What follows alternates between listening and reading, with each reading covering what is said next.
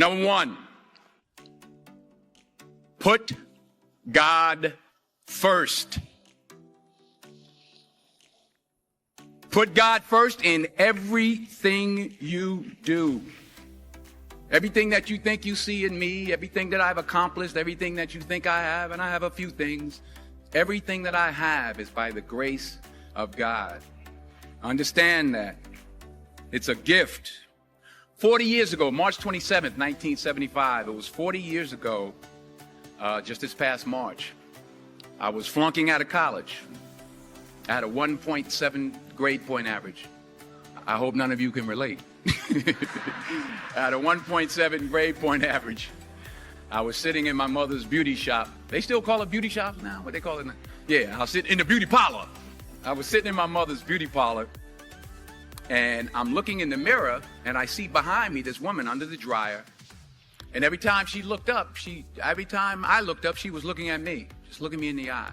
And I didn't know who she was, and I said, she said, somebody give me a pen, give me a pencil. I have a prophecy. March 27, 1975. She said, boy, you are going to travel the world and speak to millions of people. Now, mind you, I flunked out of college. I'm thinking about joining the army. I didn't know what I was going to do, and she's telling me I'm going to travel the world and speak to millions of people. Well, I have traveled the world, and I have spoke to millions of people. But that's not the most important thing, the success that I had. The most important thing is that what she taught me and what she told me that day has stayed with me since. I've been protected. I've been directed. I've been corrected. I've kept God in my life, and it's kept me humble. I didn't always stick with him, but he always stuck with me. So stick with him in everything you do. If you think you want to do what you think I've done, then do what I've done and stick with God. Number two, fail big. That's right. Fail big. Today is the beginning of the rest of your life, and it can be very frightening. It's a new world out there. It's a mean world out there, and you only live once. So do what you feel passionate about. Take chances professionally. Don't be afraid to fail. There's an old IQ test, was 9 dots, and you had to draw 5 lines with a pencil within these 9 dots without lifting the pencil. The only way to do it was to go outside the box. So don't be afraid to go outside the box. Don't be afraid to think outside the box. Don't be afraid to fail big, to dream big. But remember, dreams without goals are just dreams, and they ultimately fuel disappointment. So have dreams, but have goals. Life goals, yearly goals, monthly goals, daily goals. I try to give myself a goal every day. Sometimes it's just to not curse somebody out. Simple goals, but have goals. And understand that to achieve these goals, you must apply discipline and consistency.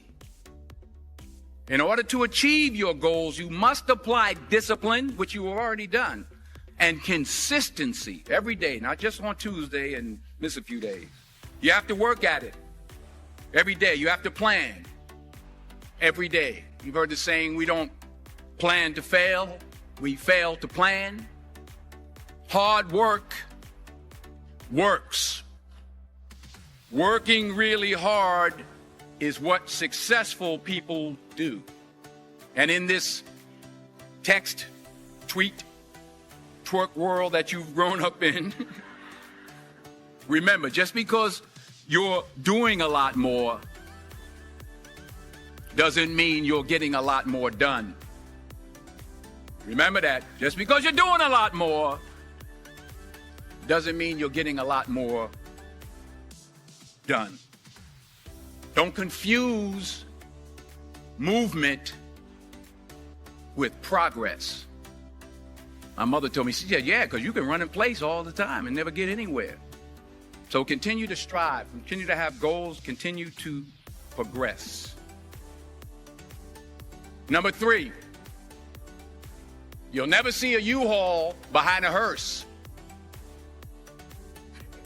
I'll say it again. You'll never see a U-Haul behind a hearse. I don't care how much money you make, you can't take it with you. And it's not how much you have. It's what you do with what you have. We all have different talents. Some of you will be doctors, some lawyers, some scientists, some educators, some nurses, some teachers. Yeah, okay. Some preachers. The most selfish thing you can do in this world is help someone else. Why is it selfish? Because the gratification, the goodness that comes to you, the good feeling that I get from helping others, nothing's better than that. Not jewelry, not big house I have, not the cars, but it's the joy. That's where the joy is, in helping others. That's where the success is. Finally, I pray that you put your slippers way under the bed tonight, so that when you wake up in the morning, you have to get on your knees to reach them. And while you're down there, say thank you for grace. Thank you for mercy. Thank you for understanding. Thank you for wisdom. Thank you for parents. Thank you for love. Thank you for kindness. Thank you for humility. Thank you for peace. Thank you for prosperity. Say thank you in advance for what's already yours. It's how I live my life. That's why I am, one of the reasons why I am today. Say thank you in advance for what is already yours. True desire in the heart for anything good is God's proof to you, sent beforehand to indicate that it's yours already. I'll say it again. True desire in the heart, that itch that you have, whatever it is you want to do, that thing that you want to do to help others and to grow and to make money, that desire, that itch, that's God's proof to you, sent beforehand already to indicate that it's yours. And anything you want good, you can have. So claim it. Work hard to get it. When you get it, reach back. Pull someone else up. Each one, teach one.